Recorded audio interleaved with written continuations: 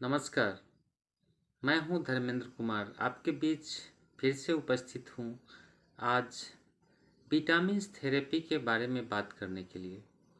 Vitamins therapy में कई vitamins आते हैं और कई विटामिन्स को जोड़ करके एक विटामिन्स बनता है जिसको कहते हैं मल्टीविटामिन्स। तो विटामिन थेरेपी में इस मल्टीविटामिन्स में एक विटामिन्स है जिसका नाम है विटामिन बी 1। हाँ, आज हम उसी बी 1 के बारे में बात करने के लिए आपके बीच हैं। विटामिन बी 1 क्या है? विटामिन बी 1 को मेडिकल साइंस की भाषा में थियामिन कहते हैं। थायमिन इसी का नाम है। और इसकी जब कमी हो जाती है शरीर में तो बेरी नामक बीमारी होती है। बेरी due to deficiency of vitamin B 1, यानी कि बेरी नामक बीमारी विटामिन बी 1 की डिफिशियंसी की वजह से ही होती है। बीमारियां बच्चों में देखी जाती है और ये बेरी नामक बीमारी जो है वह 2 से 3 माह के बच्चों में स्तनपान करने वाले जो बच्चे होते हैं उसमें बहुत तायत मात्रा में देखी जाती है। बहुत बच्चों में ऐसा पाया जाता है। तो आइए जानते हैं कि विटामिन बी 1 की कमी जब होती है तो कौन कौन से लक्षण आते हैं, प्रारंभिक लक्षण क्या होता है। तो बच्चा जो होता है अक्सर ये प्रॉब्लम बेरी का प्रॉब्लम बच्चों में होता है। तो क्या होता है, तो बच्चा बेचैन रहता है, इरिटेबल यानी कि बेचैनी रहता है बच्चों में। बच्चों को भूख कम लगता है, बच्चों को सुस्त रहता है बच्चा, और बच्चों का जी मिचलाता है, बच्चा उल्टियाँ करता है, बच्चों को अब्डोमिनल पेन होता रहता है, बच्चों को थकान महसूस होता है, थका जैसा महसूस होता है, बच्चा डिप्रेस्ड होता है।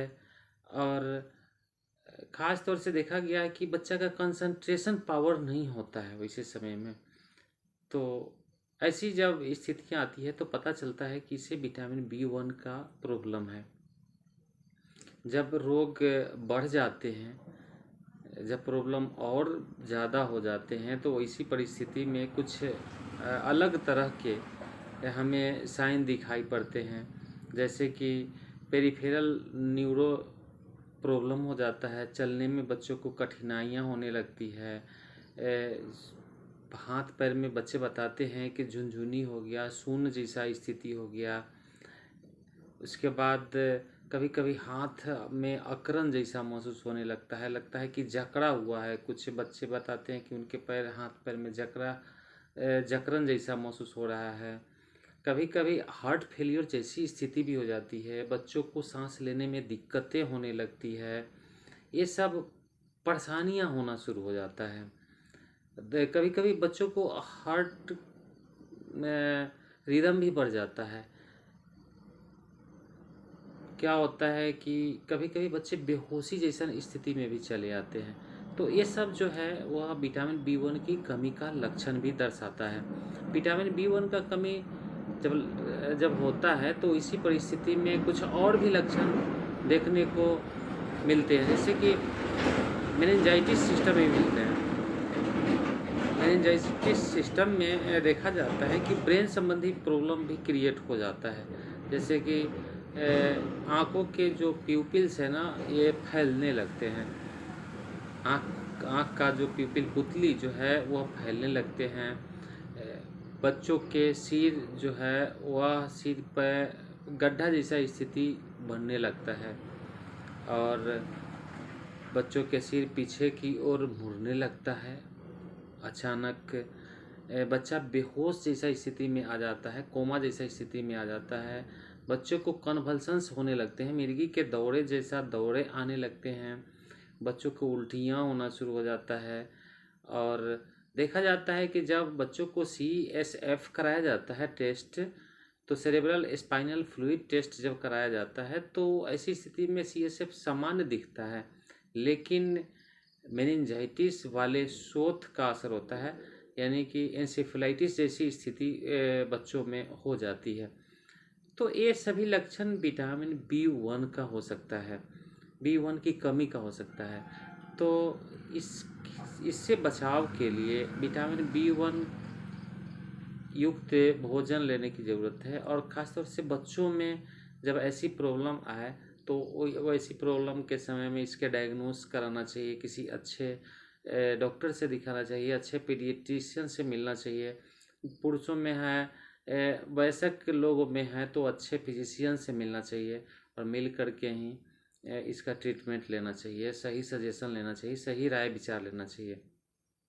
ऐसी परिस्थिति में डॉक्टरों के पास जो मुख्य रूप से कुछ ट्रीटमेंट है उसमें फ्लूइड्स के माध्यम से यानी कि थियामिन यानी कि विटामिन B1 का इंजेक्शन दिया जाता है।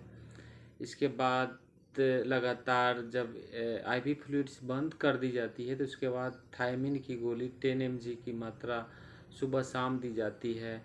उसके बाद मुंह द्वारा ओरली भोजन के रूप में उसे सिरप के रूप में दिया जाता है। उसमें कुछ कॉमन मेडिसिन जैसे कि पोलिबियन हुआ, पोलिबियन टैबलेट हुआ, B कम्प्लेक्स फोर्ट हुआ, विटामिन B कम्प्लेक्स इंजेक्शन हुआ, इस तरह के B प्लेक्स फोर्ट हुआ, ये सभी इंजेक्शन दिए जाते हैं। और वैसी परिस्थिति में विटामिन B1 युक्त भोजन की भी ज़रूरत है। जैसे कि विटामिन B1 युक्त जो भोजन होता है, दाल चाहिए, ईस्ट चाहिए, मूंगफली, अनाज और दूध यानी कि बच्चों को जब दी जाती है तो ऐसी परिस्थिति में विटामिन B1 की पूर्ति भी होती है। तो ऐसे परिस्थिति में विटामिन B1 जो है बहुत ही बेहतरीन और बहुत ही पावरफुल विटामिन्स है जो बच्चों में और आज विटामिन B1 के बारे में बस इतना ही। फिर मिलते हैं अगले वीडियो में विटामिन्स के अगले सीरीज को लेकर के। यह वीडियो कैसी लगी आप हमें कमेंट करके कमेंट बॉक्स में बता सकते हैं। अगर हमारा ये वीडियो अच्छा लगा, आपको अच्छे से समझ पाए विटामिन्स के बारे में, तो ज़्यादा से ज़्यादा लोगों तक इसे शेयर कीजिए। और हाँ, हमारे इस YouTube चैनल को सब्सक्राइब ज़रूर कीजिए।